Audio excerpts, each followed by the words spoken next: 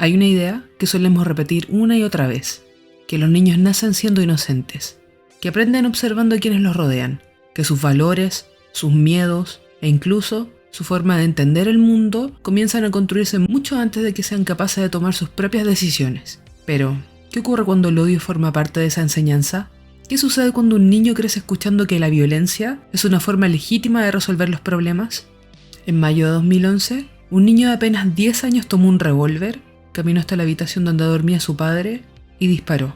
Este caso conmocionó a Estados Unidos, no solo por la edad del responsable, sino porque, conforme la investigación avanzó, surgió una pregunta mucho más difícil de responder. ¿Hasta qué punto aquel disparo fue una decisión propia? ¿Y qué había aprendido durante toda su infancia? Pero primero, si te gustan los relatos de true crime, desapariciones, misterios sin resolver, o incluso casos con algún toque paranormal, este es tu canal. Actualizamos 2 veces por semana, así que si te gustó el contenido y quieres ver más, te invitamos a suscribirte, dejar un like, un comentario e incluso alguna recomendación. Ahora sí, vamos al video.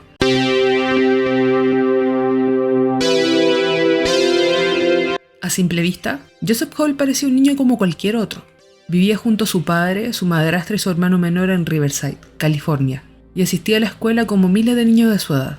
Pero detrás de esa aparente normalidad, existía una realidad muy distinta.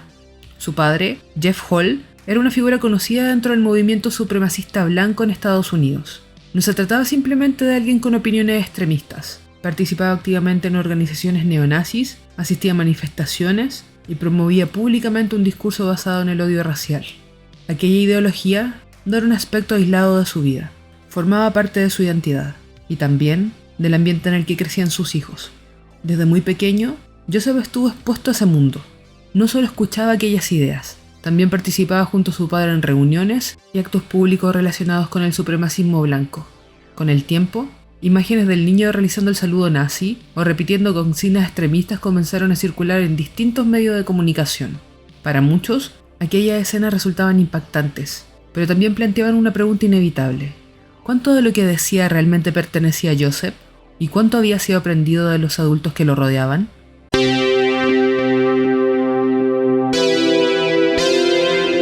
Para entender un poco a Joseph, primero hay que comprender el ambiente en el que se crió. Durante años, la ideología supremacista estuvo presente en su vida cotidiana.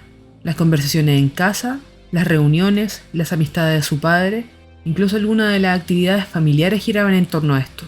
Joseph aprendía sobre el mundo a través de una única mirada, una visión en la que las personas eran divididas según su raza y donde la violencia podía presentarse como una respuesta aceptable frente a quienes eran considerados enemigos. Con el paso de los años, comenzó a repetir esas ideas como si fueran propias, pero para los especialistas que más tarde estudiarían el caso, aquella conducta tenía una explicación mucho más sencilla. Los niños aprenden observando, y durante toda su infancia, el principal modelo de Joseph había sido su padre. Sin embargo, la influencia ideológica no era el único problema dentro del hogar. La relación familiar también comenzaba a deteriorarse.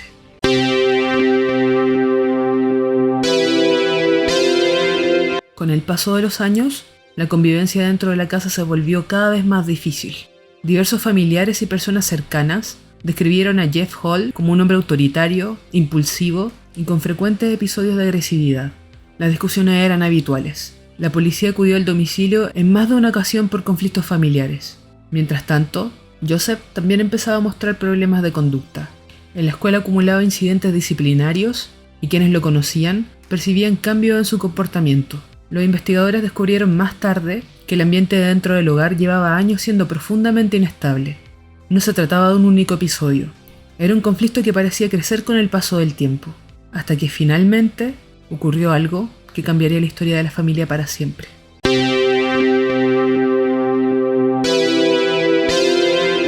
La noche del 30 de abril transcurrió como muchas otras. Jeff Hall se fue a dormir. Horas más tarde, mientras el resto de la casa permanecía en silencio, Joseph salió de su habitación. Se dirigió hasta donde su padre dormía, tomó un revólver que había dentro de la vivienda y disparó una sola vez en la cabeza de Jeff Hall. Cuando los primeros agentes llegaron al domicilio, encontraron a Jeff Hall gravemente herido.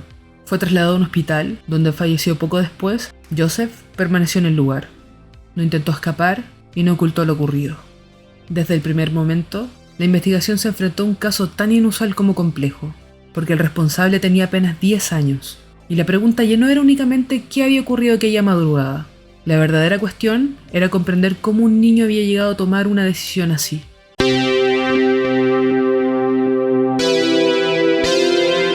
Cuando los investigadores comenzaron a reconstruir lo ocurrido, descubrieron que el disparo era solo una parte de una historia mucho más compleja. Joseph nunca negó haber accionado el arma. Desde el primer momento, explicó a los agentes cómo habían ocurrido los hechos, lo que permitió establecer rápidamente una cronología de aquella madrugada. La policía inspeccionó la vivienda y confirmó que el disparo había sido realizado con un revólver Magnum que se encontraba en la casa. Las pruebas balísticas coincidían con la versión de los hechos, y no existían indicios de la participación de terceras personas. Sin embargo, conforme avanzaban las entrevistas con familiares, vecinos y profesores, la investigación comenzó a centrarse en otro aspecto, el ambiente en el que Joseph había crecido. Los agentes recopilaron fotografías y videos donde el niño aparecía participando en actos supremacistas junto a su padre. También revisaron antecedentes de conflictos familiares y declaraciones de personas cercanas que describían una convivencia marcada por las discusiones y el autoritarismo. Aquella información no cambiaría lo ocurrido, pero sí ayudaba a comprender el contexto en el que había crecido el menor. Y ese contexto terminaría convirtiéndose en uno de los puntos más importantes del juicio.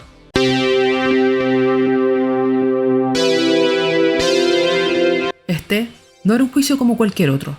La autoría del disparo prácticamente no estaba en discusión. La verdadera pregunta era otra. ¿Cómo debía responder la justicia cuando el acusado tenía apenas 10 años? La fiscalía sostuvo que Joseph comprendía las consecuencias de sus actos. Argumentó que había tomado una decisión consciente al utilizar el arma contra su padre, y que pese a su edad, podía distinguir entre lo correcto y lo incorrecto. La defensa presentó una visión completamente distinta.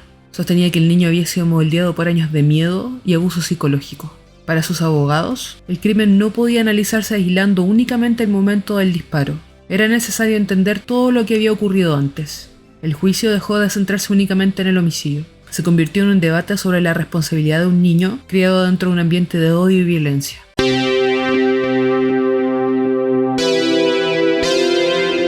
Durante el proceso, declararon psicólogos, psiquiatras y expertos del desarrollo infantil.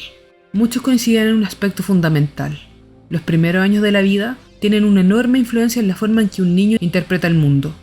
Las evaluaciones realizadas a Joseph describían un menor que había sido expuesto durante años a discursos extremistas, conflictos familiares y un ambiente donde la violencia era frecuente. Sin embargo, eso no significaba que todos los especialistas llegaran a la misma conclusión. Algunos consideraban que aquella crianza había condicionado profundamente su capacidad para tomar decisiones. Otros sostenían que, pese a esa influencia, Joseph comprendía que disparar contra su padre era un acto incorrecto. Ese desacuerdo fue uno de los puntos centrales del juicio. Finalmente, el tribunal concluyó que Joseph era responsable del homicidio, aunque su edad y las circunstancias de su crianza debían tenerse en cuenta al momento de decidir la respuesta judicial. El caso volvió a poner sobre la mesa una pregunta para la que no existe una respuesta sencilla. ¿Cuánto pesa la influencia de la familia en las decisiones de un niño?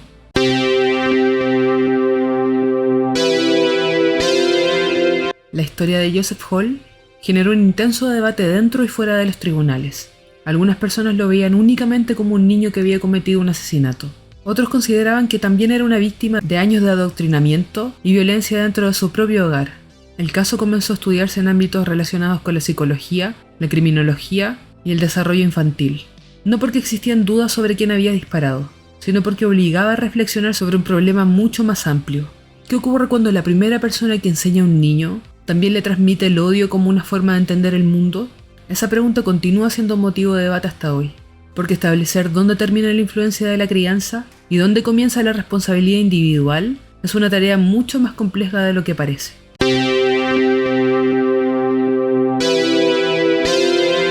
Aunque el juicio llegó a su fin, el caso de Joseph Hall continuó generando debate durante años. No porque existieran dudas sobre quién había disparado, sino porque obligó a mirar más allá del crimen y reflexionar sobre el entorno en el que había crecido el menor. Especialistas en psicología y desarrollo infantil señalaron que la infancia es una etapa en la que los niños construyen gran parte de sus creencias, observando e imitando a los adultos que los rodean. Eso no significa que un niño esté condenado a repetir las conductas de sus padres, pero sí demuestra que el ambiente familiar puede tener un impacto profundo en la forma en que interpreta el mundo. La historia de Joseph Hall también abrió el debate sobre cómo deben actuar las instituciones cuando detectan hogares marcados por la violencia, el extremismo o el abuso. ¿Es posible intervenir antes de que ocurra una tragedia? ¿Y dónde termina el derecho de una familia a educar a sus hijos según sus propias creencias? Estas son preguntas que siguen siendo objeto de debate y para las cuales no existen respuestas sencillas.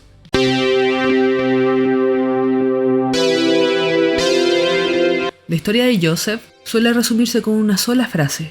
Un niño de 10 años mató a su padre, pero esa descripción deja fuera casi todo lo importante, porque este caso nunca trató únicamente de un disparo. Se trató de una infancia, de un hogar y de las ideas con las que un niño aprende a entender el mundo. A medida que crecemos, nuestras decisiones pasan a ser nuestra responsabilidad, pero durante los primeros años de vida, la familia suele convertirse en el primer ejemplo de lo que creemos normal. Es allí donde aprendemos a confiar, a respetar, a resolver conflictos o en algunos casos, a odiar. El juicio determinó que Joseph Hall era responsable de sus actos. Sin embargo, otra pregunta quedó abierta.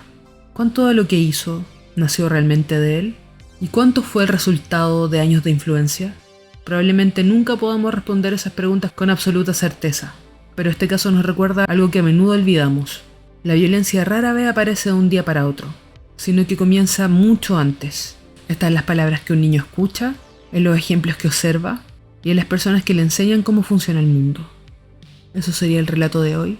Espero que les haya gustado y nos estamos viendo en el siguiente video con otro caso.